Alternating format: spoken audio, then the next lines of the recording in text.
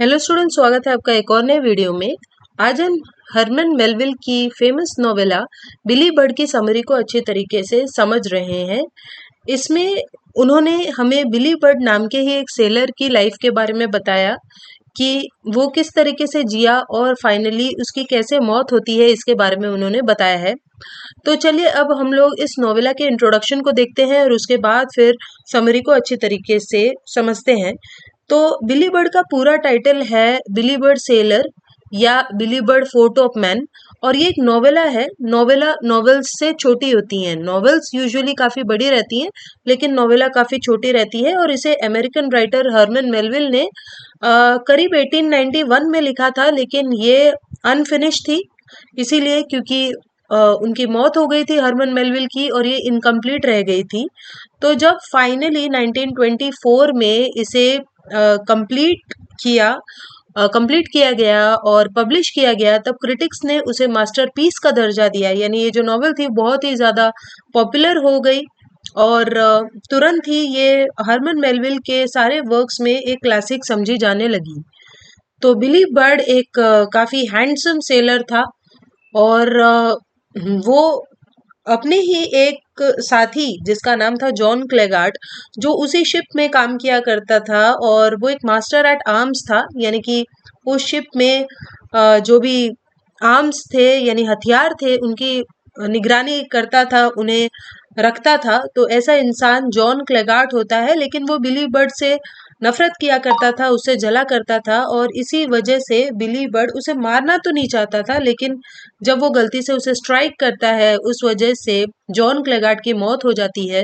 और इसी वजह से शिप का जो कैप्टन होता है एडवर्ड वेयर, वो वो चाहता तो नहीं है कि बिली बर्ड के साथ कुछ बुरा हो, लेकिन फिर भी वो उसे मौत की सजा सुनाता है, इसीलिए क्योंकि उनका जो कानून है वो इसी तरह का था, और इसीलिए बिली को लास्ट में हैंग कर दिया जाता है, उसे मौत की सजा मिलती है।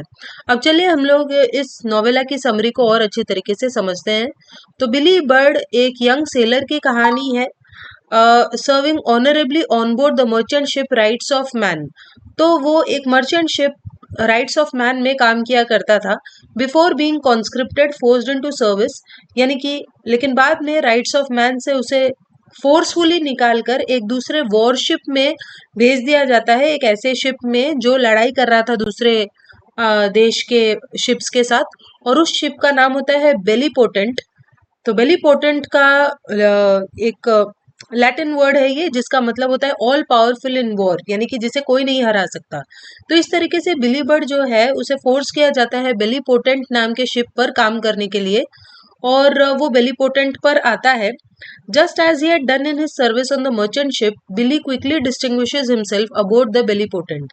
तो जैसे कि मर्चेंट शिप में वो काफी पॉपुलर था, इसी तरीके से बेलीपोटेंट पे भी वो काफी पॉपुलर हो जाता है, क्योंकि वो बहुत मेहनती है, इंडस्ट्रियस है, और काफी टैलेंटेड सेलर है, और उसके सामने बहुत एक लंबा अच्छा करियर था, प्रॉमिसिंग करियर था उसके सामने।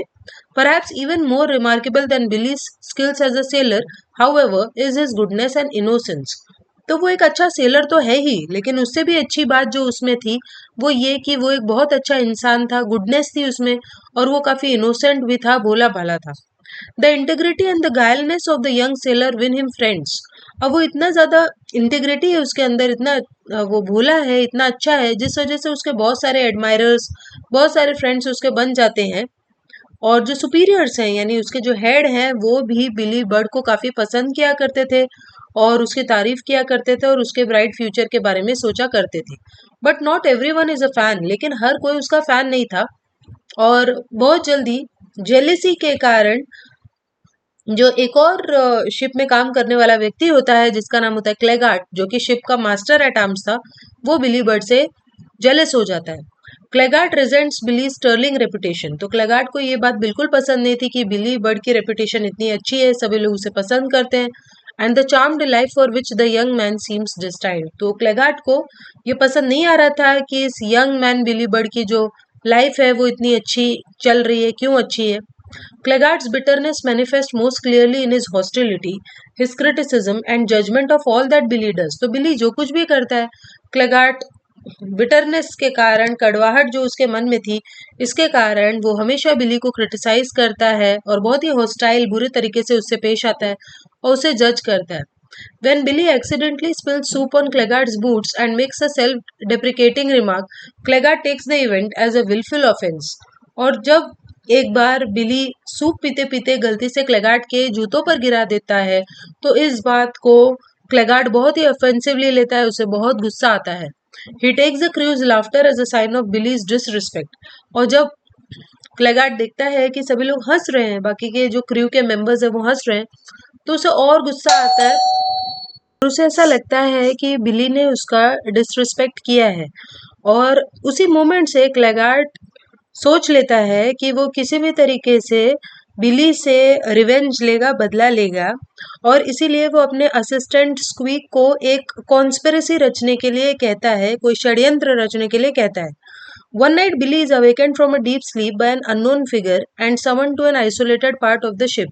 तो एक रात जब बिली सो रहा होता है तो उसे एक अननोन फिगर, यानी पता नहीं वो कौन होता है, वो उसे उठाता है और शिप के एक आइसोलेटेड पार्ट जहाँ कोई नहीं होता वहां शिप पे ले जाता है। और फिर एक दूसरा इंसान आता है वहां पे और उसे 2 गिनीज यानी कि कुछ रुपए देने की कोशिश करता है। Billy recognises that this figure is trying to bribe him. Billy समझ जाता है कि ये लोग उसे ब्राइब देने की कोशिश कर रहे हैं, घूस देने की कोशिश कर रहे हैं ताकि वो उनका कोई काम कर दे।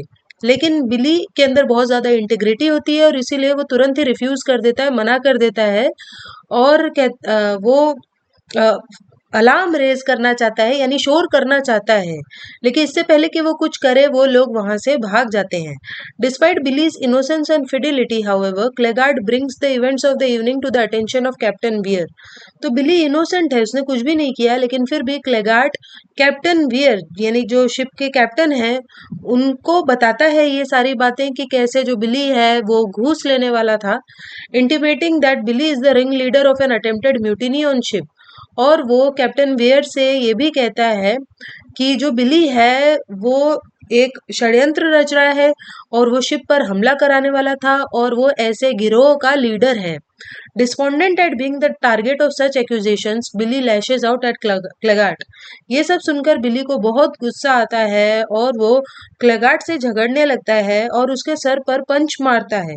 लेकिन ये पंच इतने जोर से क्लेगार्ड के सर पर पड़ता है कि अल्टीमेटली क्लेगार्ड की मौत हो जाती है। और इसके बाद फिर एक कोर्ट बुलाया जाता है।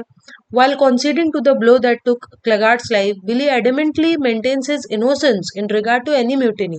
तो बिली कहता है कि हाँ, मैंने ही क्लेगार्ड के सर पर मारा जिसकी वजह से उसकी मौत हुई, लेकिन किसी भी म्यूटिनी में, किसी भी शिप के खिलाफ, किसी भी षड्यंत्र में मैं हिस्सा नहीं हूँ और मेरा कोई भी इल इंटेंशन, बुरा मकसद नहीं था। क्लेगार्ड को मैं मारना नहीं चाहता था जानबूझकर। Captain Bear, however, exerts his force as chief witness to the impromptu court, ultimately securing a reluctant guilty verdict from the deadlocked officers. लेकिन कैप्टन वेयर कहता है कि कानून के अनुसार ही हमें काम करना होगा और इसीलिए वो जो जूरी है, जो कोर्ट के मेंबर्स हैं, वो जो ऑफिसर्स हैं, वो यही डिसाइड करते हैं कि बिली को गिल्टी करार दिया जाएगा by arguing that the rule of law must be obeyed above any dictates of conscience और सेंटिमेंट। तो वो लोग यही डिसाइड करते हैं कि जो कानून है उसे ओबे करना होगा, भले ही हमारे अंदर की अंतरात्मा कॉन्शियंस इसकी इजाजत नहीं दे रही, लेकिन हमें बिली को पनिश करना होगा। और इसीलिए बिली को सजा हो जाती है कि उसे लटका दिया जाएगा, हैंग किया जाएगा। और जब उसे फांसी की सजा होती है तो वो अपने आखिरी शब्द कहता है, गॉड ब्लेस कैप्टन वेयर, कि भगवान हमेशा ब्लेस करें कैप्टन वेयर को। यानी मरते वक्त भी उसके मन में कैप्टन के प्रति या किसी भी दूसरे इंसान के लिए उसके मन में कोई भी बुरी भावना नहीं है। The integrity, innocence and forgiveness which characterize Billy's final moment cement his legend. तो जिस इंटीग्रिटी और मासूमियत इंसान और फॉरगिवनेस के साथ बिली लास्ट में मरता है, वो ही इस स्टोरी को अपनी मजबूती देते हैं। Shortly after Billy's execution, Captain Vere dies in a skirmish at sea with the French warship the Atheist. और बिली के एग्जीक्यूशन के बाद, यानी बिली की मौत की सजा के कुछ ही टाइम बाद, कैप्टन वेयर भी मर जाते हैं जब उनका जो शिप है वो एक फ्रेंच वॉरशिप, फ्रांस के एक शिप द एथियस्ट के साथ जब उनकी लड़ाई होती है तो कैप्टन वेयर उसमें मारे जाते हैं। His legacy tarnished by the implication of his guilt in the death of the noble young man. तो मरते वक्त भी उन्हें बिली बर्ड के मरने का गम होता है, बहुत ही गिल्ट वो महसूस करते हैं। तो बिली के मरने के बाद भी उसकी रेपुटेशन फ्लरिश करती है, सभी जो सेलर्स हैं वो उसे याद करते रहते हैं और वो लेजेंड बन जाता है। और यहीं पर ये जो नोवेला है वो खत्म हो जाती है। आई होप आपको समझ में आई होगी। सो चलिए मिलते हैं नेक्स्ट वीडियो में, तब तक के लिए बाय।